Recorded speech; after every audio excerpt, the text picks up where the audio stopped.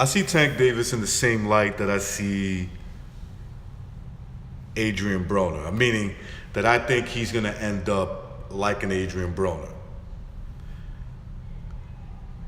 And I don't even mean as good as him, as good as Adrian Broner. He might end up even, less than that.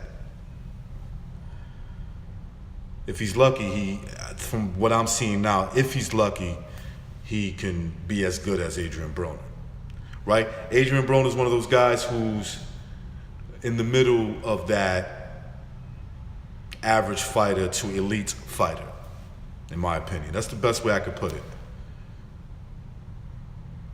Average fighter to elite fighter, he's in between that. Not elite, a little bit better than your average.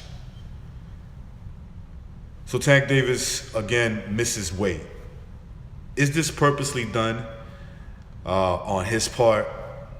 So that way he doesn't have to be obligated to 130 pounds anymore, or the belt that he had, and he gets stripped of it, and he can avoid a guy like Lomachenko, right? There's a lot of talks of him unifying the belts and fighting Lomachenko, which I would agree. I think that if you're a champion at a weight class, and if you're one of those boxing fans that think that unification is so important, then you should want Gervonta Davis to do the same. Doesn't matter his age, right? You can't use that as an excuse why he's a champion. Oh, he's still learning. Well, then drop your belt if you don't want to fight the best fighters and keep learning.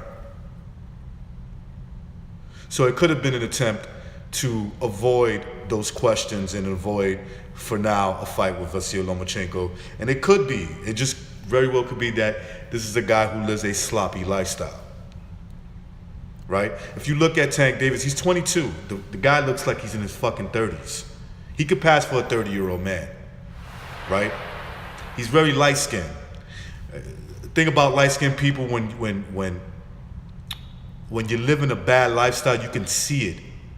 You can see it in a man's face a lot better, especially when you're light-skinned like that. Don't mean to get racial, but just an observation on my part, right? I'm sure you can see it on a dark-skinned person as well, but there's something about light-skinned people that I could see it right away, like that.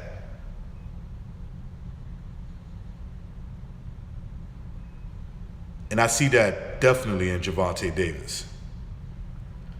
Fat Tank. He's not really fat, it's just that the boy gains too much weight. You can see all that water weight around his face. He blows up. He's a 22-year-old kid. Shouldn't be having problems making 130 at 5 feet, 5 inches tall, 5'6", whatever he is. Right? Well, he should move up then. Move up in weight. Right? Instead of focusing so much on losing weight, which could be a problem, he can work on some of the things that will make him a better fighter. There's a lot of flaws in his game. Some of that shit that he does in the ring against lesser competition, he will not get away with it against top-notch fighters. He just won't. So the question would be whether or not what road does Tank Davis want to go? Does he want to go the road of what seems to be typical these days, let Floyd Mayweather handle your career, guiding you and protecting you from fights that you more likely will get exposed, and for how long, right? And for how long will that last? And make some money, right? I could understand that. Make some money in doing so. Or do you want to, be elite where, your promoter, your manager, whatever the case may be, your advisor, doesn't have to go through, mental gymnastics just to keep you protected from being exposed. Right? So that's where I see Tank Davis from here, as of right now. There is some talent. Maybe him moving up in weight where he can focus more on brushing up on some of the mistakes he makes instead of focusing on weight is